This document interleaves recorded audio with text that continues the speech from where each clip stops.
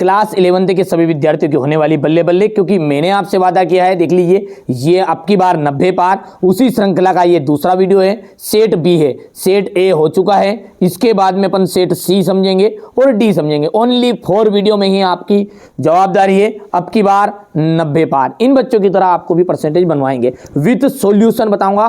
पूरे के पूरे क्वेश्चन आपको बताए जाएंगे, 20 के 20 क्वेश्चन आपको सोल्व के साथ बताए जाएंगे। चलिए, तो सबसे पहले अपन अच्छे से इसको समझते हैं ना। चलिए, तो सबसे पहला प्रश्न क्या है, ब्रह्मांड के विस्तार के किसने प्रमाण दिए थे? तो वो दिए थे एडविन हब्बल ने। फियोड तट का निर्माण किसके द्वारा होता है? तो देखिए, तरंग और धाराओं के द्वारा होगा।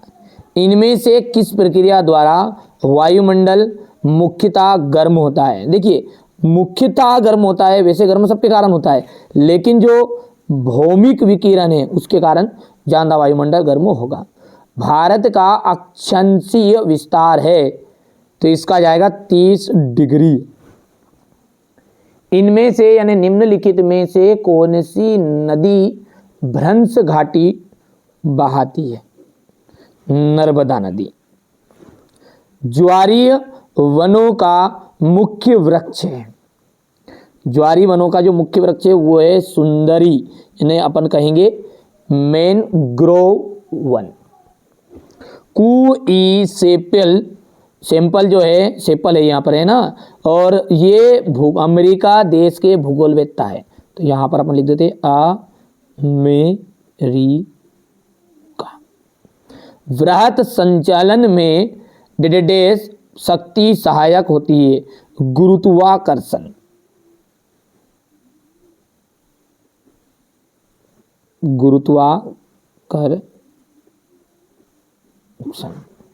समुद्र तल पर औसत वायुमंडलीय दाब, समुद्र तल पर जो औसत वायुमंडलीय दाब है वो कितना है?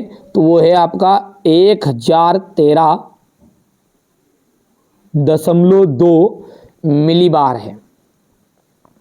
और ब्राजील एक ऐसा देश था जिसमें प्रथम पृथ्वी सम्मेलन हुआ था, उसे अपन रियो डी जेनेरियो सम्मेलन के नाम से जानते हैं। तो अपन यहाँ पर लिख देंगे ब्राजील। कौन सा देश था वो?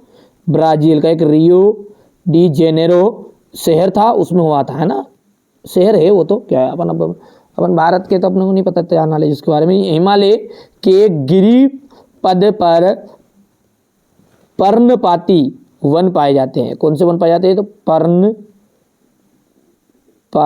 वन पाए जाते हैं। कर्नाटक राज्य में पूर्व मानसून वर्षा आम्र वर्षा को कहते हैं। आप तो भरोसा रखो, इन्हीं में से आपका 100% आएगा। बहुत सारे बच्चे ये समझे कि ये रियल पेपर है, क्या रियल पेपर नहीं है, लेकिन भैयू यहाँ पे एक बार आप देखो तो सही, इसको तो सोचो विचार करो, क्या ये बच्चे क्या पूरे चीटिंग करके पास कराए? क्या मैं थोड़ा बहुत मेहनत करवाई होगी ना, ये डायरेक्टली बिना मेहनत से तो पास नहीं हुए। आप भी इस वीडियो को देखोगे, ये डायरेक्टली मैंने पेपर बता दूंगा आपको, फिर भी याद तो करना पड़ेगा ना। तो भरोसा रखो, इन बच्चों की जैसे मैंने परसेंटेज बनवाई ना उसी तरह आपकी भी बनेगी।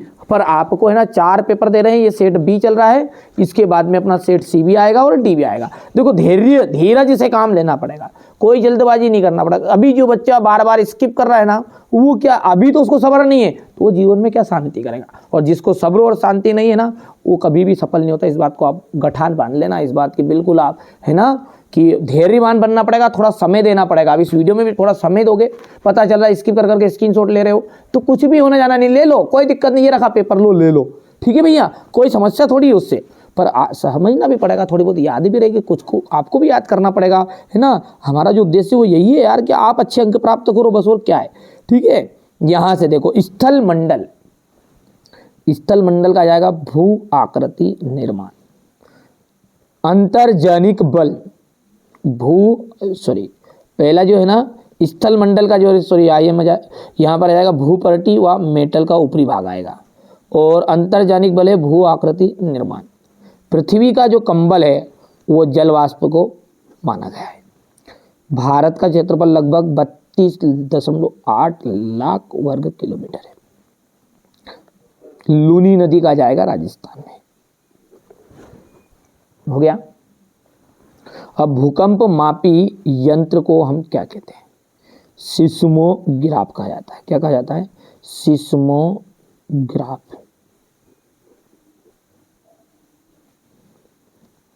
चट्टानों का अपने स्थान पर चटकना या टूटना क्या कहलाता है? अपक्षय।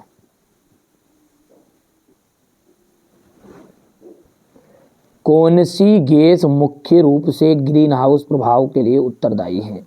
कौन सी गैस? तो कार्बन डाइऑक्साइड। CO2 लिख दूं डायरेक्ट। भारत और श्रीलंका के बीच कौन सी संधि हुई थी? तो पाक जल संधि हुई थी।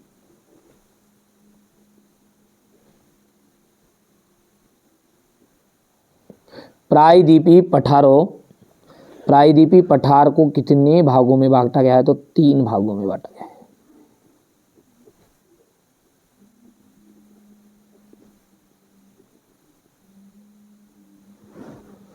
अगला है सत्य और असत्य। देखो, सत्य सत्य की हम बात करें ना तो द्वैतवाद भूगोल की एक प्रमुख विशेषता है, बिल्कुल राइट बात है। दूसरा जो है यहाँ पे से लाप्लेस ने प्रस्तुत की थी क्या? निहारिका परिकल्पना, तो बिल्कुल ये भी सत्य बात है आपकी। तीसरी बात जो है खुले महासागरों में यदि हम बात करें ना तो ये सारे ही आपके सत्य रहेंगे ना। यहाँ पर थोड़ा सा पढ़ना है आपको, जरूरी नहीं कि ऐसा कैसा उबो आ जाएगा, थोड़ा बहुत बदल के भी देगा, है ना।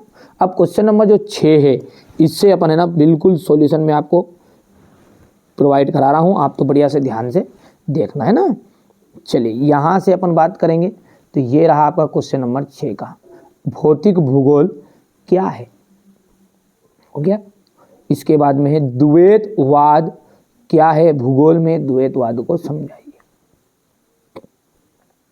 जलवाष्प किसे कहते हैं? इसी का अथवा है शुष्क जलवायु के क्षेत्रों प्रकारों की विशेषताओं का संक्षिप्त वर्णन कीजिए। हो गया इतना, थोड़ा सा छोटा कर लेता क्या, हो जाएगा ये, हो गया इतना, ठीक है। आराम से शांति से काम करो आप, थोड़ा है ना भाई। बिल्कुल जैव विविधता क्या है, तो ये जैव विविधता यहाँ पर आ जाएगा आपका, ये क्वेश्चन नंबर 8वां यहाँ पर है, स्क्रीनशॉट ले लो, है ना। इसके बाद में ये यहाँ से विश्व में जैव विविधता के हॉट स्पॉट कौन कौन से हैं, भारत में प्राकृतिक भिन्नता क्यों पाई जाती है, हो गया। और ये क्वेश्चन नंबर 9वां है आपका, भारत की आकृतियाँ किस प्रकार की है। क्वेश्चन नंबर हम 10 को यदि देखें तो भारतीय उपमहाद्वीप के देशों के नाम बताइए। वृक्षाकार अपवाह प्रारूप और जालीनुमा अपवाह प्रारूप में अंतर। भारत में ठंडा मरुस्थल कहाँ स्थित है, नाम बताइए। अपवाह तंत्र किसे कहते हैं, हो गया इतना। बढ़िया से स्क्रीनशॉट लो, कोई दिक्कत नहीं है, आराम से शांति से, ना पता चल रहा है कि आधे तो स्क्रीनशॉट ही नहीं ले पा रहे हो और ये फटाफट साहब स्किप कर करके चले जा रहे हो। तो भैया आपके हिसाब से देख लो, कोई दिक्कत नहीं है मुझे ना। जिन बच्चों को अच्छी परसेंटेज बनानी, धैर्यवान बनना पड़ेगा, शुरुआत में कहा है मैंने ना। ये क्वेश्चन नंबर आपका 12 का अथवा है, विश्व के सुनामी प्रभावी क्षेत्र बताइए। क्वेश्चन नंबर 13 यदि आपको होगा तो इनको थोड़ा थोड़ा समझा भी दूंगा मैं अगले वीडियो में, लेकिन अभी हाल फिलहाल देखिए आपको सॉल्यूशन प्रोवाइड कराना मेन मकसद है ना पूरी चीज़ों का, ताकि थोड़ा बहुत याद आप खुद भी कर सकते हो। और बहुत सारी चीज़ें याद है आपको, ऐसा थोड़ी कि नहीं है पूरी चीज़ याद ही नहीं है साहब आपको, है ना। बिल्कुल घबराओ क्यों आप, इतना धैर्य रखो, धीरज धरो। बहुत सारी चीज़ें आती है और नहीं भी आती तो आप कर लो, बस 4 तो पेपर ही है, ओनली 4 पेपर है ना। और 2 भी कर लोगे तो मेरी जवाबदारी 60 से ऊपर बन जाएगी 2 में ही, और 80-90 बनानी तो आपके सबसे 4 कर लो, पर कोशिश करना 4 पेपर होगी, है ना। ये क्वेश्चन नंबर 14 का अथवा है, ज्वार भाटा का मानव के जीवन में क्या महत्व है। नदी घाटी मैदान में पाए जाने वाली मुख्य महत्वपूर्ण स्थलाकृतियां कौन कौन सी है। लूनी नदी तंत्र का वर्णन कीजिए।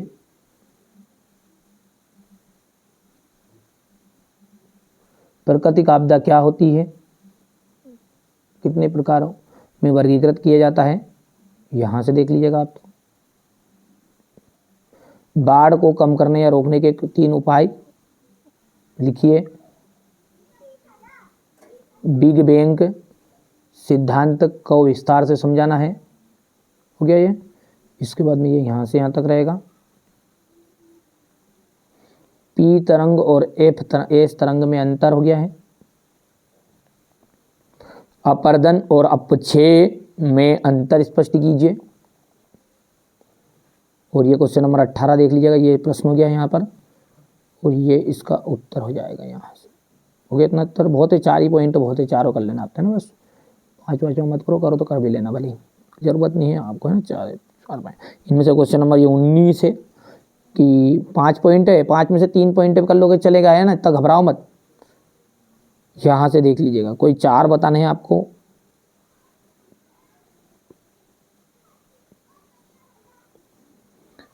ये क्वेश्चन नंबर आपका 20 रहेगा ये।